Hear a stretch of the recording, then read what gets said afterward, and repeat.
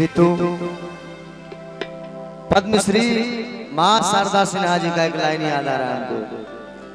आठ ही काठ के कोठरिया दीनानाथ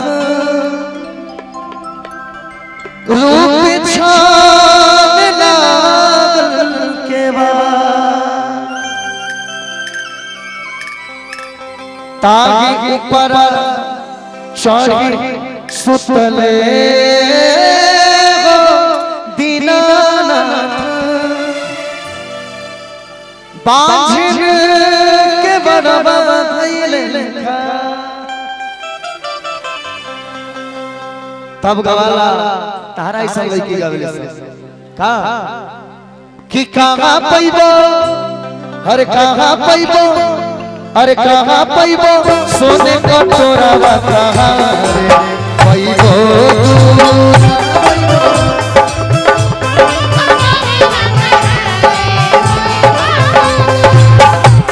अरे कहां पैबो सोने को तोरावा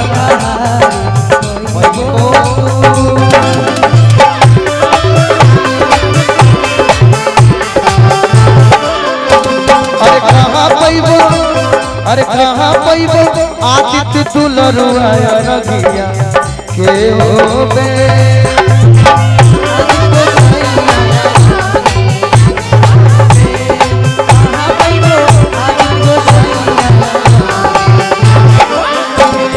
गांव के प्रधान जी बड़ी ने पैया हो गांव के प्रधान जी बड़ी ने ए भैया नहीं दे रुपया उधार रुपया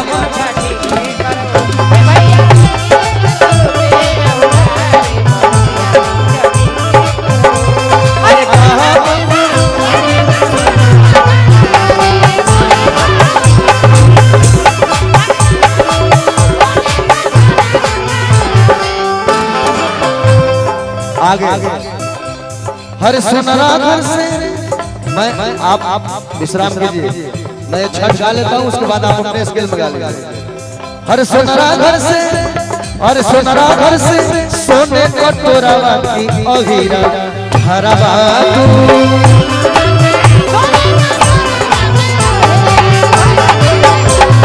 सुनरा घर से सोने को तोरावा की। अब एहू खातिर कोई बुरा मत मान जाए, ये गीत सब कोई गावे लगे सोनारा घर से सोने कटोरावा अहीरा घरवा दूध, ये हमार बनावल ना प्रकृति के गीत है। अब एहू खातिर झगड़ा मत हो।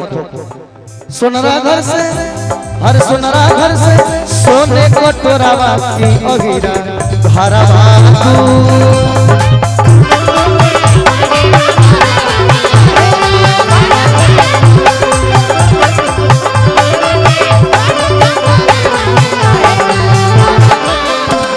अरे घाटे पैबो अरे घाटे पैबो आदित्य दुलरुआ अरबिया के होबे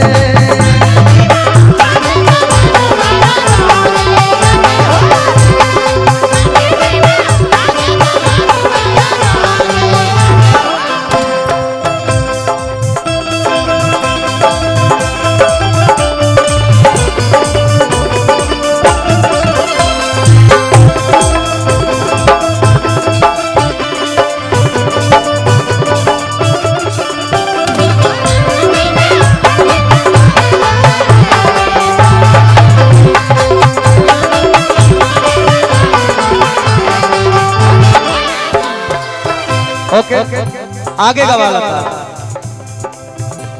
हर फूटी जई है हर फूटी जई है सोने कटोरावा की धरती जई है हो तू।